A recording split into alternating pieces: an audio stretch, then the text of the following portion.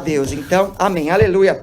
Bom, hoje nós vamos conversar um pouco a respeito de um texto que você já deve ter lido milhares de vezes, porém nós vamos trazer um entendimento a respeito dele, do que qual é a pérola ou a preciosidade que Deus tem atrás dele. Se você puder abrir a sua Bíblia comigo ou acessar aí no seu celular, nós vamos abrir no livro de Atos, no capítulo 3, no versículo 1 até o versículo 10. Atos, capítulo 3, versículo 1 até o versículo 10.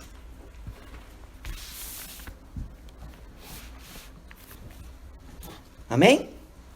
Glórias a Deus. Diz o seguinte: certo dia, Pedro e João estavam subindo ao templo na hora da oração, às 3 horas da tarde. Ou em algumas Bíblias vai estar a hora 9.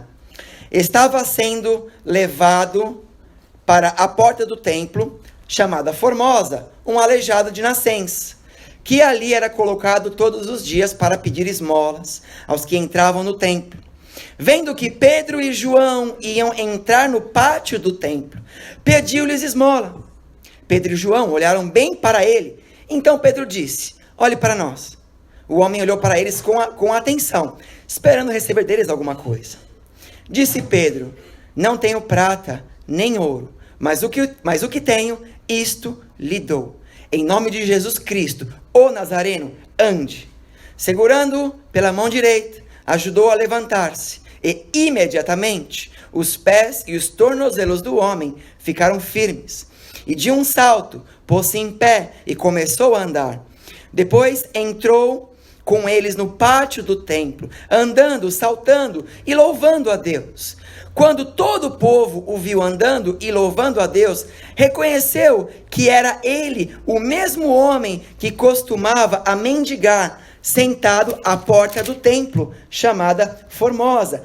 Todos ficaram perplexos e muito admirados com o que lhe tinha acontecido. Amém? Querido, então aqui nós temos um acontecimento. Aqui nós temos algo que aconteceu, né? Este homem, ele nasceu coxo, ele nasceu aleijado, ele nasceu assim.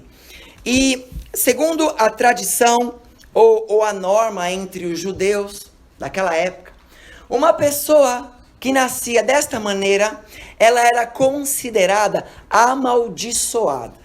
Toda pessoa que nascia com algum tipo de defeito, ou cego, ou aleijado, ou tinha alguma restrição física grande, ele era considerado amaldiçoado. Ou por conta dos seus pais, essa era a tradição, ou por conta dos seus pais, ou por conta que ele havia feito algum pecado. Talvez alguns de vocês vão lembrar em um momento que Jesus ele vai curar um cego de nascença. Os discípulos perguntam para Jesus: mas Senhor, quem pecou? Ele ou os pais dele? E Jesus fala: nenhum nem outro, né? Quebrando ali a questão de maldição hereditária. Mas isso era uma tradição judaica. Os fariseus, principalmente, eles acreditavam nisso. Então, praticamente isso era como se fosse uma lei. Uma pessoa, querido, que ela era aleijada, ou que ela era, enfim, tinha algum problema, essa pessoa, ela não podia trabalhar, ela não podia casar, ela não podia entrar, né, no templo, na sinagoga, para buscar a Deus. Ela não podia fazer isso. As pessoas mal tocavam nela, algumas pessoas nem olhavam para ela, não olhavam nos olhos. Ela era uma pessoa discriminada.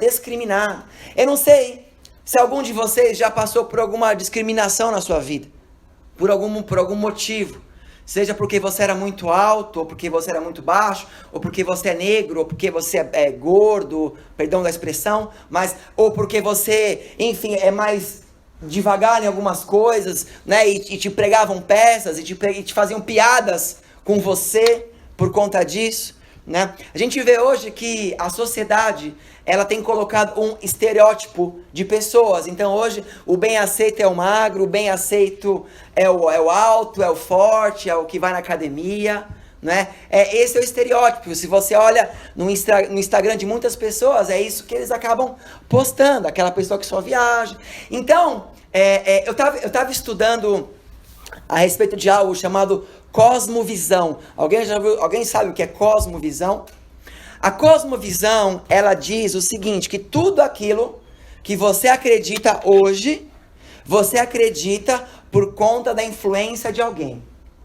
Então, raramente você acredita em algo do nada. Você acredita por conta que alguém te influenciou. Por exemplo, a cosmovisão diz assim: se você teve um pai que espancava você, se uma pessoa teve um pai que batia nela, batia, cuspia, humilhava, maltratava, e esse mesmo pai, ele era um cristão, ele ia na igreja e todo domingo ele adorava a Deus. Aquela pessoa, ela vai acreditar que o Deus que o pai dela serve é um Deus punitivo, que ele não é real. Então ela terá uma probabilidade de nunca ser cristão. Uma probabilidade, não estou dizendo que ela não será. A probabilidade dela, porque a visão dela de Deus é de uma pessoa agressiva. Uma pessoa, por exemplo, que ela foi maltratada, ou ela passou por algum relacionamento muito traumático, ela deixa de acreditar no casamento, por exemplo, porque ela passou por um trauma. Então, eu estava lendo que, não estou dizendo que isso é certo ou errado, mas eu estou dizendo que, eu estava vendo que hoje, tem um estudo que comprova, que diz, não lembro de onde está, perdão, mas depois eu procuro, mas tem um estudo que diz que hoje, sei lá, acho que 70% da população vive numa cosmovisão, elas aceitam o que se é imposto. Então, se todo mundo começar a dizer que aquilo não é bom, aquilo deixa de não ser bom. Se todo mundo começa a dizer, isso agora é bom, né? Então, por exemplo, eu gostei de um exemplo que eu estava vendo no estudo, que falava assim, hoje, por exemplo, a moda é você usar calça jeans batida e rasgada. Então, isso é moda. Então, as pessoas dizem que se você usa calça jeans rasgada, então, você está na moda, você é descolado. Só que há, sei lá, 20 anos atrás, isso não era verdade. Se você usasse uma calça jeans rasgada, você era tipo uma pessoa que não tinha condições de ter uma calça boa. Politicamente falando correto aqui. Amém? Então, voltando pro tema, você vê, aquele homem que era aleijado, ele estava restrito a viver a sua vida por conta de uma doutrina e de uma visão que lhe foi imposta. E todos ali praticavam isso. Ele estava paralisado por conta do que alguém disse.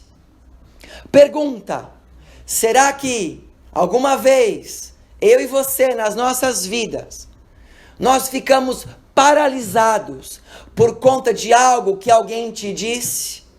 Por conta de uma influência que você passou na sua infância e que talvez determinou que você não poderia fazer isso ou aquilo? Será que você já passou por isso? Né? Às vezes as pessoas elas têm alguns preconceitos de coisas que são jogadas pela sociedade. Consegue entender? Bom, então imagina, esse homem, ele era um homem rejeitado. Ele vivia uma rejeição. Agora pensa você, todos os dias ele era levado na frente do templo. Todos os dias ele era colocado na frente da igreja. E ele não podia entrar. Eu fico imaginando esse homem. Ele podia ouvir os louvores lá dentro. As pessoas cantando. A honra. Enfim, eu não sou cantor. Mas enfim, né? As pessoas cantando lá dentro. E ele talvez sabia algumas músicas. Ele ouvia as pessoas orando lá dentro. E ele sabia talvez de cabeça algumas orações. Mas ele estava impedido. Ele estava impedido. Havia uma situação que colocaram sobre ele, que o impediam, que determinavam para ele que ele não podia. Ele nasceu marcado devido à imposição de uma sociedade. Consegue entender um pouco do drama desse homem? Posso ouvir um amém? Amém. Amém. Agora, quando nós lemos esse texto, nós vemos então que chega um momento que ele estava ali na frente do templo. Chega Pedro e João e sobem para adorar. E é curioso, porque esse texto diz que eles estavam na oração das 3 horas da tarde, ou a hora nona. Para você que gosta de devorar a Bíblia, deixa eu dar uma curiosidade para você. Sabe que oração que era essa? A oração da hora nona? Era a oração que o judeu fazia das causas impossíveis. Né? Então foi de lá que veio, né? Culto das causas impossíveis. Então, essa é a oração que o judeu fazia por conta das causas impossíveis. E eles estavam orando, e Pedro e João chegam naquele lugar, e aquele homem, ele pede esmola. E você vê que ele estava tão, com tanto sofrimento dentro dele, que ele não conseguia olhar para os olhos das pessoas. Ele não conseguia olhar, encarar as pessoas. Tanto é que aqui no versículo 4, eu acho isso, fala assim: Pedro e João olharam bem para ele e Pedro disse: olhe para nós. Eu fico imaginando que para aquele homem foi uma surpresa, porque ninguém olhava para ele. Ninguém dava atenção para ele. Ninguém sequer queria, embora levavam ele ali, mas ninguém talvez ali sequer se importava. Será que alguma vez na sua vida você já viveu um momento onde você achava que ninguém se importava? Que você estava ali e ninguém dava a mínima para você? Então Pedro e João chegaram ali e disseram assim para ele: olha para nós. Então para ele já deve ser uma alegria. Ele olhou, só que você vê que na sequência fala assim que ele olhou, mas ele já levantou a mão esperando a esmola. Era isso que ele estava querendo, era isso que ele estava querendo que fosse te dado. Mas então, Pedro disse para ele no verso 6, eu não tenho nem prata e nem ouro, mas o que tenho, isto eu lhe dou. Em nome de Jesus Cristo, o Nazareno, ande. Amém? Curioso. Por que Pedro disse Jesus Cristo, o Nazareno? Ele não podia só ter dito em nome de Jesus, anda. Em nome de Jesus Cristo, levante e anda. Por que nesse momento Pedro diz em nome de Jesus, o Nazareno, ande? Eu vou explicar em um segundo já o motivo. Mas antes disso, deixa eu dizer uma coisa para vocês, amado. Eu quero que você entenda bem isso hoje. Uma pessoa, ela só pode dar aquilo que ela tem. Você só pode dar para alguém aquilo que você tem. Por que eu estou dizendo isso? Este homem estava ali, há anos. Fariseus, homens entravam ali e saíam. Pessoas entravam e saíam ali durante anos. E ninguém podia resolver o problema deste homem. Ninguém resolveu o problema dele. Ninguém. Engraçado porque eu creio que até o próprio Jesus deve ter passado ali algumas vezes. E nem Jesus, ele parou para salvar aquele homem naquela hora. Obviamente tem um motivo, por quê? Daqui a pouco eu falo o motivo. Mas nem o próprio Jesus, ele para ali. Mas ninguém podia fazer nada. Em Lucas capítulo 6, verso 45, diz assim: o homem bom, do bom tesouro do seu coração, tira o bem. Quer dizer, o homem que tem coisas boas no seu coração consegue dar o bem, porque ele tem coisas boas no seu coração. O homem mau, do seu mau tesouro, tira o mal, pois do que há em abundância em seu coração, disso fala a boca. Então, a pessoa que tem o bem, dá o bem. A pessoa que tem o mal, dá o mal. Isso é bíblico, amém? Está em Lucas 6,45. Então, você só pode entregar algo que você tem. Bom, uma vez dito isso, é um quebra-cabeça da palavra de hoje, amém? Tem poucos versículos que é um quebra-cabeça. Vai pensando aí, eu sei que você consegue. Agora, olha só. Tudo bem. Nós temos aqui um caso e duas situações.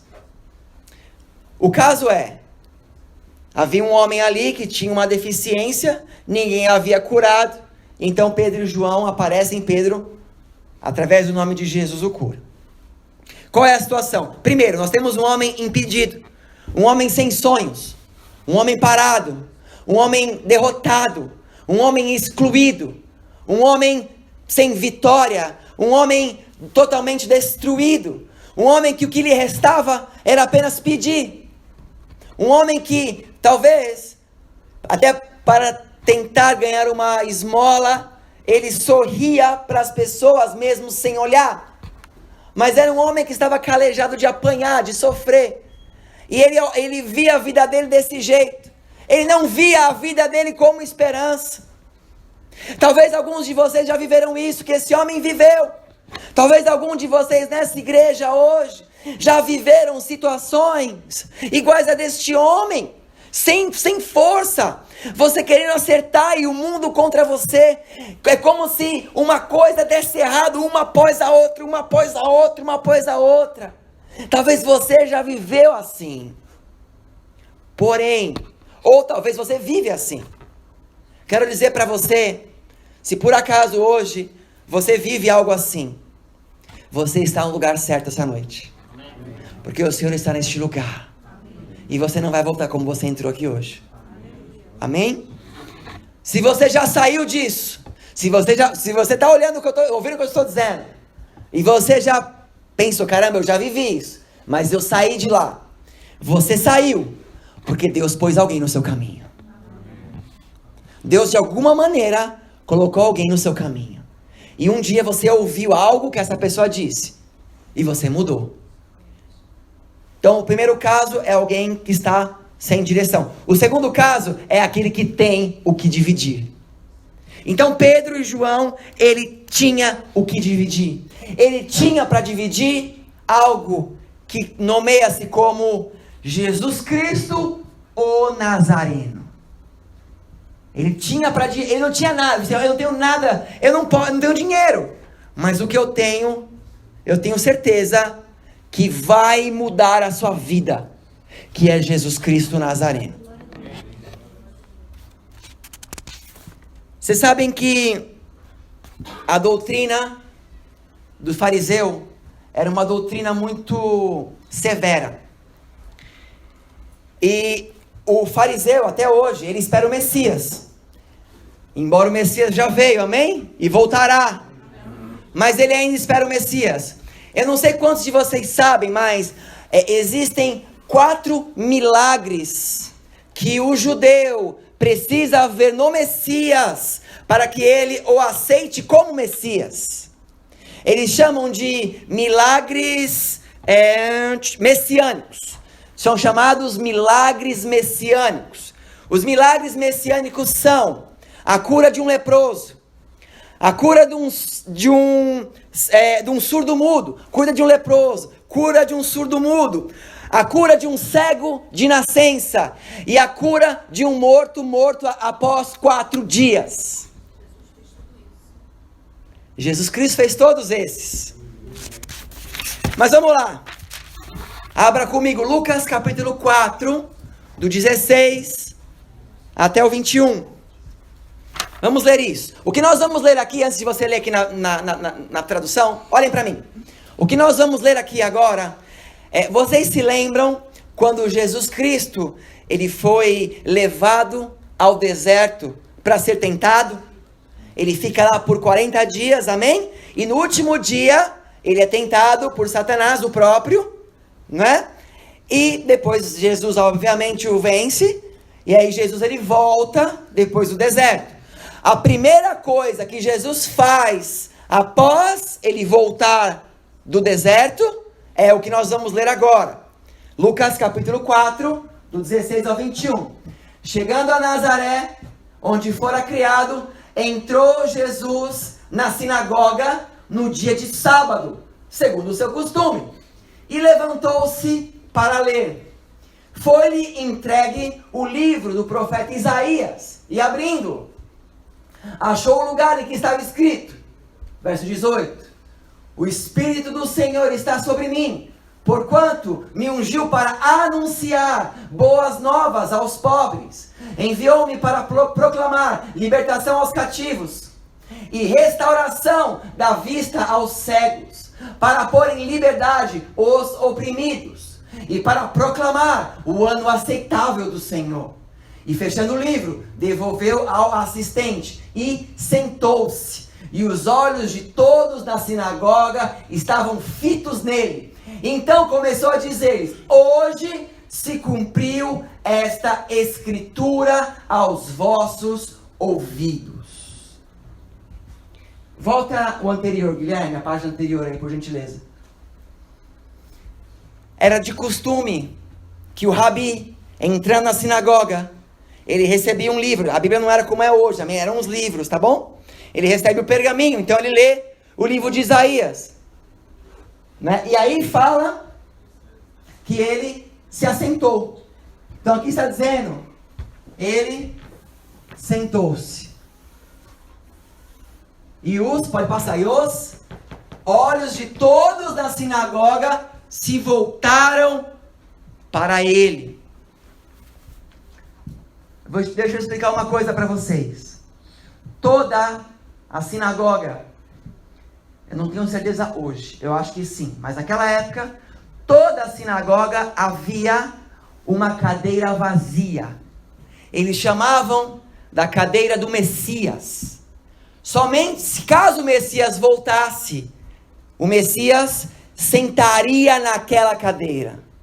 Imagina qual cadeira Jesus sentou aqui. E todos olharam para Jesus.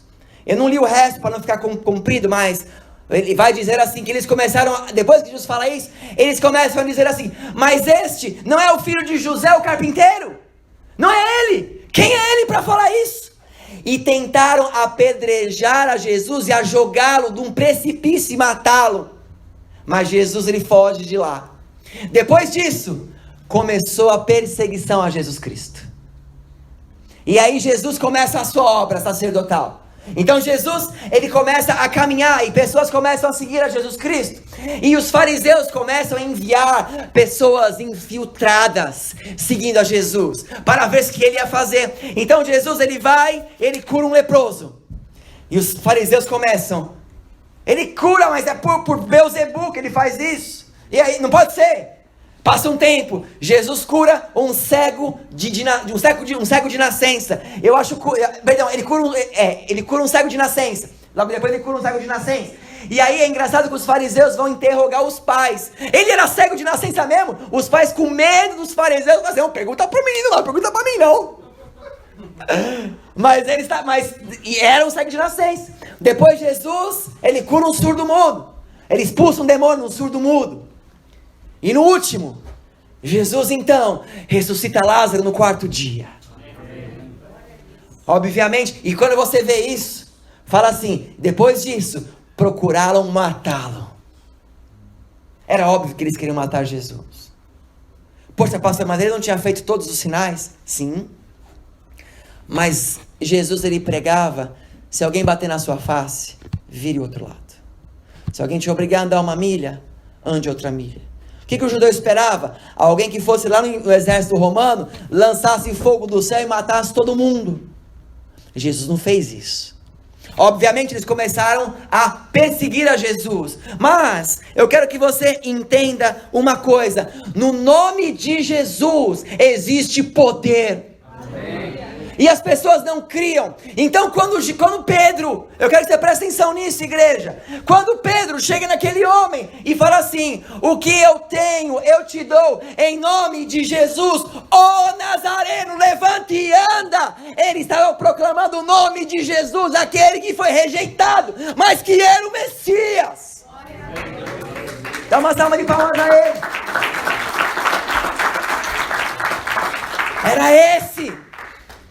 Era esse. Conseguem me entender? Você só pode dar a alguém aquilo que você tem. Pedro tinha isso dentro dele.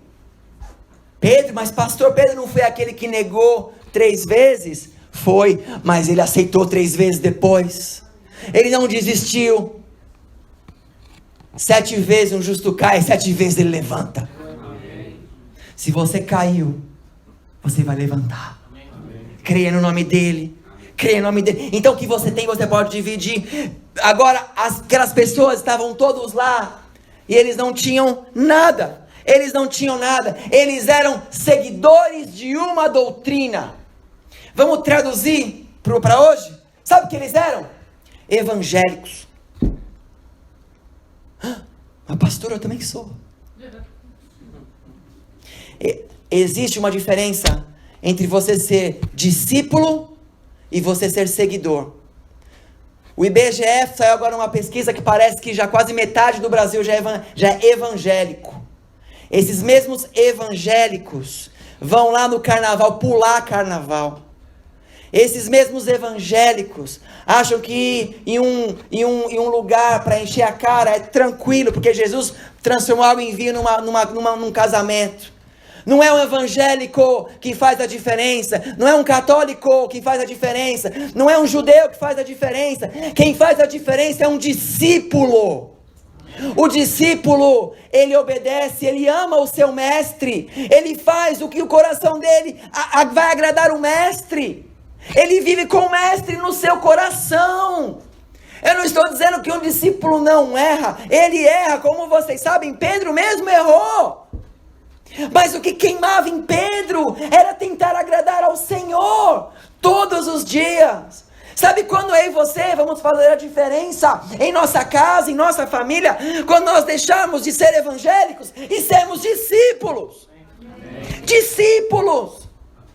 O discípulo, ele realmente tem aquele coração. Ele segue, ele não desiste. Ele quer que o mestre seja conhecido. Quando Pedro ele sobe ali, ele poderia não ter falado nada, mas ele sabia que tinha um monte de fariseu ali olhando. Ele falou assim, em nome de Jesus, ô Nazareno, levante e anda. Sabe o que ele faz ainda? Pedro vai, pega ele pela mão, levanta ele. Não adianta você falar, você tem que fazer. E levanta aquele homem, e aquele homem entra naquele lugar e começa a louvar a Deus. E não tinha como ninguém falar que isso era mentira. Por quê? Porque todos sabiam que ele estava ali. Muitos dos que estavam lá dentro ajudaram aquele homem a sentar ali, a pedir esmola. Por que Jesus não curou ele? Porque o impacto ia ser naquela hora. Se Jesus tivesse o curado, seria mais um. Mas quando Pedro fez, e vou dizer, esse foi o primeiro milagre que Pedro executou no nome de Jesus Cristo. Primeiro. Depois da volta de Jesus, depois da ascensão de Jesus. Então, você entende, né? Ser discípulo. Agora, eu só posso ter esse nome na minha vida, ele só tem poder quando eu sou discípulo, senão vira um jargão. Em nome de Jesus vai ficar bom. Isso aqui está como em nome de Jesus. Mas nós falamos tanto o nome de Jesus, só que esse nome, ele tem poder, amém? Mas ele só tem poder na minha vida se eu sou discípulo. Se eu sou apenas um frequentador, se eu sou apenas um frequentador de célula, um frequentador de igreja, um frequentador de culto, então, é claro que é bênção, nós receberemos da misericórdia de Deus, mas a mudança vem quando você se converte 100%. Nas suas falas, nas suas frases, no seu olhar, no seu tratar com as pessoas, no seu tratar com o próximo. É assim que funciona, em nome de Jesus, amém? Em Romanos, capítulo 10, do 9 ao 10,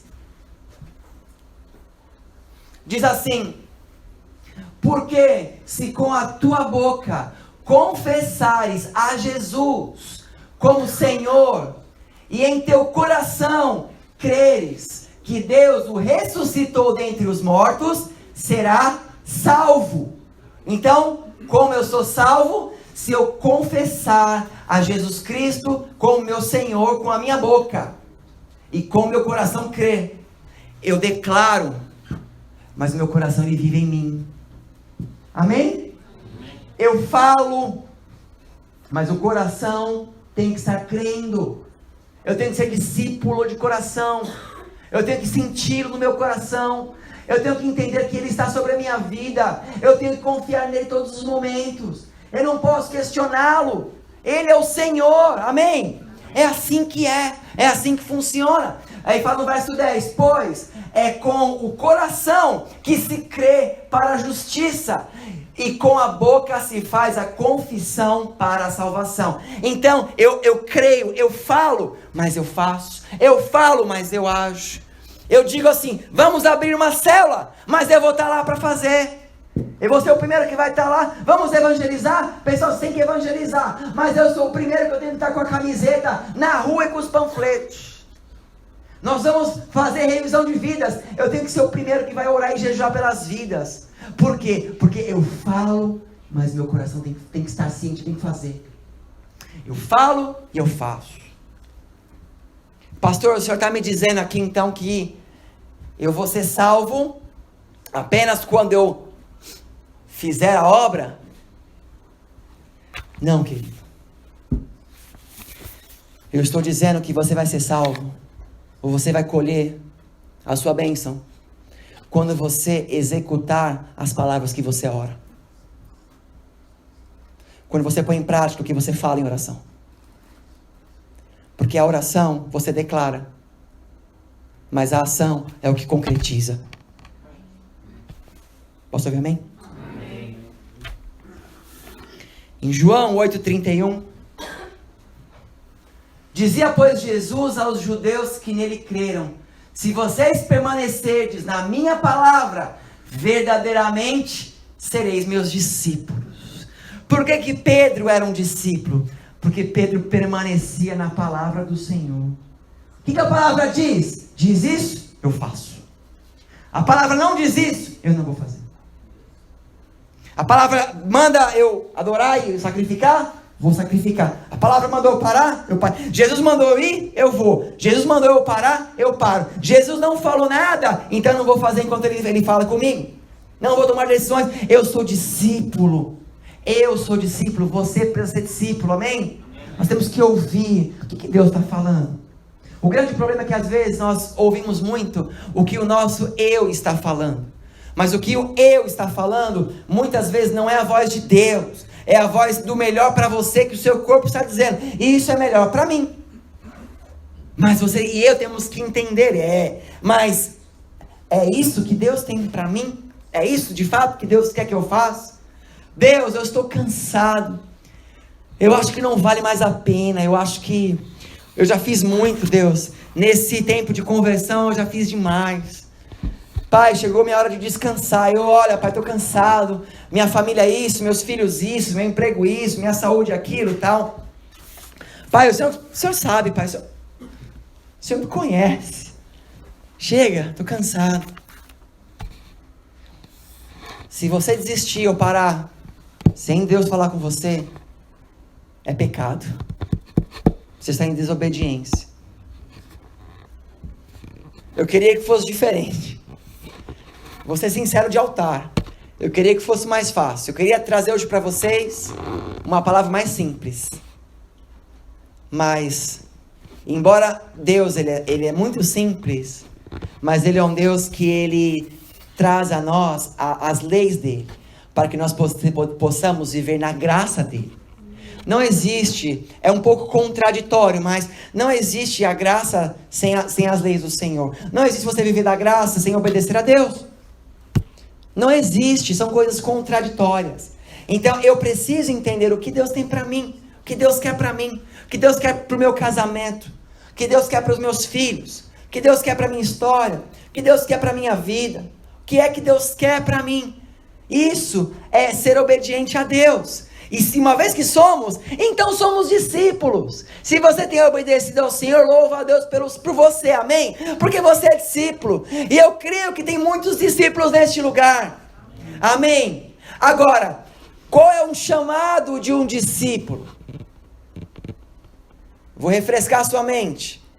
Ide por todo o mundo, pregai o evangelho a toda criatura, batizando-os em nome do Pai, do Filho e do Espírito Santo. Amém. Se eu sou discípulo, eu falo bem do meu mestre. Se eu sou discípulo, eu dou testemunho do meu mestre. As pessoas têm que olhar para você e ver o mestre em você. Tem que olhar em você e reconhecer que você não é igual, que existe algo em você diferente. A maneira que você faz. Até a sua bronca é gostosa de levar, as pessoas têm que pensar. Caramba, até que dando bronca é bacana. Vou me dar outra bronca. Né? Por quê? Porque você sente que é uma bronca em amor. Tá te batendo jogando sonho de valsa. Né? Porque é bom, porque existe em você uma unção. Existe em você uma unção. Amém? Em Filipenses capítulo 2, do 9 ao 11. Do 9 ao 11. Do 9 ao 11. Aleluia. Diz assim: pelo que também Deus o exaltou soberanamente e lhe deu nome sobre o que é todo nome, nome sobre todo nome, para que ao nome de Jesus se dobre todo o joelho dos que estão nos céus e na terra e debaixo da terra, e que toda língua confesse que Jesus Cristo é o Senhor, para a glória de Deus Pai. Esse é Jesus, o Nazareno. O nome dele, todo joelho se dobra, toda língua confessa, nos céus, na terra e debaixo da terra. E Deus, ele te dá autoridade para usar o nome de Jesus, porque Jesus diz lá em Marcos 16, se eu não me engano, que ele diz assim: em meu nome expulsarão demônios, em meu nome curarão enfermos, em meu nome, em meu nome, em meu nome, em meu nome. E o próprio Jesus te autorizou e me autorizou a usar o nome dele, porque o nome dele tem poder. Mas você quer ver um poder realmente sendo executado? Experimente ser discípulo. Experimente ser discípulo de Jesus Cristo. Experimente ouvir a voz dele acima da sua. Experimente, mesmo na dificuldade, você engolir seco e você declarar assim: eu creio no meu Senhor. E eu não vou ser humilhado, não vou ser... Deus, ele está no controle. Sabe, eu vou contar algo particular da minha vida para vocês nesse momento, só para vocês entenderem o que eu quero dizer. Mas eu vou pedir para o Guilherme aí preparar um louvor para mim, que eu não pedi. Então eu vou falar de altar, amém? Você vai procurar no YouTube, Guilherme, porque não tem aí, tá bom? O louvor se chama... Assim que eu achar aqui, amém? Calma aí. O louvor se chama Ao que está assentado. É de um cantor chamado Marcos Brunetti. Amém? Procura aí para mim. Enquanto ele procura, Ao que está assentado, Marcos Brunetti. Olha só. E abre o som aqui na minha PA, tá bom? Eu me converti, eu sempre brinco, né? Me converti em 1900 e nada, vou falar hoje a real. Eu me converti no ano de 2000. 99, fim de 99. Eu me converti no ano de 1999. Foi o ano que eu aceitei a Jesus Cristo como meu Senhor e Salvador. Nessa época eu devia ter uns 17 anos de idade. Por aí. E foi ali que eu aceitei a Jesus. E eu não entendia o que Jesus tinha para minha vida. Bem baixo. Eu não entendi o que Jesus tinha para minha vida naquela época. Eu passava por uma situação na minha vida que eu não falava com os meus pais dentro de casa. Pra vocês terem uma ideia, não vou abrir, porque eu estou gravando a palavra, porque eu não vou abrir tudo. Mas eu passava por algumas dificuldades na minha casa. Então, e Deus era engraçado, assim como vocês que estão aqui hoje. Às vezes eu ia para a igreja e parecia que Deus tinha preparado um sermão para mim. Tinha 500 pessoas na igreja, mas Deus falou: hoje é pro Rodrigão. E parecia que era uma flecha dentro de mim. Era um... Caramba, assim, foi difícil. E ali eu comecei a buscar o Senhor. E eu comecei a pegar gosto pelo negócio. Falei: vou devorar essa Bíblia. Eu li a Bíblia, acho que em um mês de conversão eu tinha lido a Bíblia inteira. Eu tinha fome, sede de aprender, de entender. Eu fiz muita coisa errada, gente, como cristão, muita coisa errada. Mas eu tinha fome e sede, eu fui indo. E eu falei: Senhor, eu quero te servir. Aí começou, na época, a nossa terra ainda não tinha, as igrejas no Brasil não tinham a visão de G12, de células ainda. Eram as comunidades tradicionais, batistas e tal. E a Sara, nossa terra, ela Um dia ela entrou na visão e eu falei, quero ser esse negócio de líder aí. E comecei a buscar e rápido virei um líder de célula. Com 18 anos eu tinha uma célula de 20 pessoas. E pregando para as pessoas com 18 anos. Eu tinha discípulo de 50 anos, eu tinha 18. E pregando, sabe? Eu falei, mas Senhor, isso não basta, eu quero mais. Aí eu comecei, já estava de pacarinha com a Ana Paula naquela época, ela cantava. Falei, Senhor, eu quero estar nesse louvor, que eu quero estar do lado dessa negra. Quero estar do lado dela ali. Fui aprender teclado por causa dela. E fui aprender teclado e tal, também faltava na igreja. Comecei a tocar no louvor. E Deus foi usando ali, a gente namorou, noivou, casou. Dali um pouco viramos líder do louvor. Depois virei líder de jovens, líder de equipe de jovens, líder de jovens. Fui consagrado diácono. Fui enviado para outra igreja para começar o ministério do nada de jovens. E os anos foram passando. E eu falava, Senhor, eu estou pronto, Pai, eu quero ser pastor agora. Na verdade eu não falava bem assim, que eu tinha medo de ser pastor. Mas enfim, Senhor, né? Pai, eu estou pronto, né? Se for a sua vontade, Deus, ó, eis-me aqui, ó ali, meninão, 25 anos de idade, né? Querendo ter igreja. Sabe o que aconteceu? Eu entrei no ministério que a minha liderança, na época, eles achavam assim. Eu tinha 27 anos nessa época, 27. A liderança achava assim, nossa, o Rodrigo e a Ana Paula, eles são muito bons com os jovens. Eles são bons demais. Vamos deixar eles com os jovens. E foram passando ano após ano, ano após ano. E ele passa. E eu não era consagrado pastor, porque na hora que eu fosse, eu ia ser enviado para outra igreja. Eu era muito bom no que eu fazia naquela igreja. E eu fui vetado de ser pastor durante anos. E eu comecei a questionar. Eu falava assim, Deus, por quê? Pai, eu não consigo contar quantas pessoas eu já levei ao Senhor. Eu não sei mais os nomes, eu não sei mais. Tem pessoas que me encontram que falam, Rodrigo, você mudou minha vida, você me batizou nas águas, você lembra? Eu nem lembro mais, eu falo, amém, lembro sim, nem lembrava. Quantas pessoas já passaram pela minha vida? E eu não sou pastor. Por que, Senhor? O que eu estou errado? E eu não entendia que Deus estava trabalhando comigo. E ali eu fui para uma igreja, fui para outra e trabalhei com todo tipo de gente. E eu entendi quando eu cheguei aqui, porque eu virei pastor aqui nesse país. Deus me queria pastor de vocês. Deus me queria pastor neste lugar. Não é fácil pastorear vocês. Eu vou dizer porque que não é fácil. Não é porque vocês são chatos não. Vocês são super bacanas. Eu vim de um lugar que a gente fazia um apelo para as pessoas no culto. Falava assim, amados, semana que vem cada um vai trazer um e você vai se esforçar por isso. Sabe o que acontecia? Na outra semana a igreja estava o dobro de pessoas na igreja.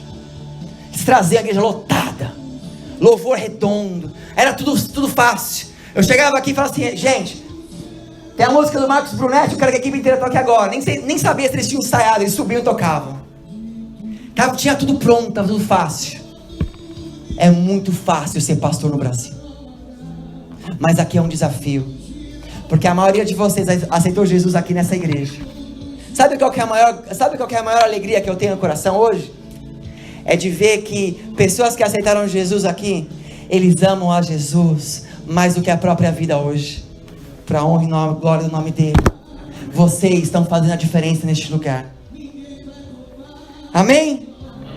Vocês estão me entendendo? Por que eu estou dizendo isso? Eu só posso dar o que eu tenho. Você está neste lugar para dar o que você tem. E o que você tem para dar para Jesus? Volta esse louvor para mim. Sobe ele um pouquinho. Não é fácil morar aqui. Não é fácil estar longe da família. Não é fácil ficar nesse inverno. Hoje o Jean falou assim, quando ele chegou, não aguento mais esse inverno, nem vou desde sexta. Eu entendo o coração dele. Eu entendo de verdade. Não é fácil, gente. Não é fácil estar aqui, não. Não é fácil chegar aqui na igreja e ver tanta cadeira vazia. sabendo que a gente tem potencial de encher essa igreja. Por que você quer encher a igreja, pastor? Porque Jesus, Ele nos chamou para fazer a diferença. Se eu não ver esse lugar cheio, eu não estou fazendo a diferença. Enquanto faltar um espaço aqui, eu estou devendo. Nós estamos devendo. Pessoas precisam de mim e de você. Não é fácil, não é fácil. Não é fácil, amados. Não é fácil, mas eu quero que você entenda que vale a pena o esforço que você faz. Dê aquilo que você tem. O que você tem no seu coração? Dê o que você tem. Dê o melhor que você tem. Dê o melhor que você tem para as pessoas. Pedro fez a diferença na vida de alguém. Você vai fazer a diferença na vida de alguém em nome de Jesus. Alguém fez a diferença na minha vida. E a pessoa que me ganhou para Cristo, eu não sabia onde eu ia chegar. E ela não desistiu de mim. A pessoa que me ganhou me ensinou a orar. Me falou assim, ora assim, não faz assim. O meu primeiro líder me corrigia, ele falava assim, você está pregando muito mal. Não prega assim, prega assado. É duro ouvir de um líder que está errado. É duro. Mas ele forjou o meu caráter. E vocês estão sendo forjados aqui nesse país. Eu tenho certeza que você, tirando que você que é americano, mas eu tenho certeza que você já se perguntou assim, o que é que eu estou fazendo aqui? Você já se perguntou isso, eu tenho certeza. O que é que eu estou fazendo neste lugar? Sabe o que está fazendo aqui neste lugar? Você está sendo moldado por Jesus Cristo. Porque talvez nunca antes na sua vida você viveu tanto ao lado de Jesus como você vive aqui. Ele está te moldando. E é isso que eu e você temos que dar a honra ao nome dele. Porque ele é Jesus o Nazareno. Ele é Jesus o Nazareno.